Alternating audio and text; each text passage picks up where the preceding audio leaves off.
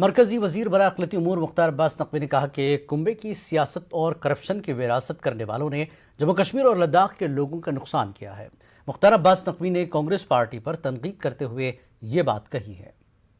कुनबे की सियासत करते थे और करप्शन की विरासत जिनकी है, तो कुनबे की सियासत और करप्शन की विरासत वालों में बौखलाहट स्वाभाविक है, क्योंकि ये लोग आज तक कश्मीर के लोग, जम्मू के लोग, लद्दाख के लोग विकास की धारा में आए इसके पक्ष में कभी रहे ही नहीं है।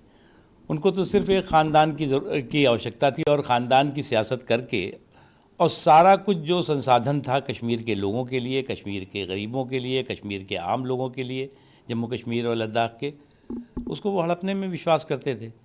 कभी वो आतंकवाद का सहारा ले लेते थे, कभी अलगाववाद के कंधे पे बंदूक रखते थे। अब वो चीज़ें जो हैं वो एक्सपोज भी हुई हैं और पूरी तरह से ख़त्म भी की जा रही। और ब्रेक पर जाने से पहले जानते हैं चल रहे आईसीसी T20 वर्ल्ड कप के कल के मैच का हाल।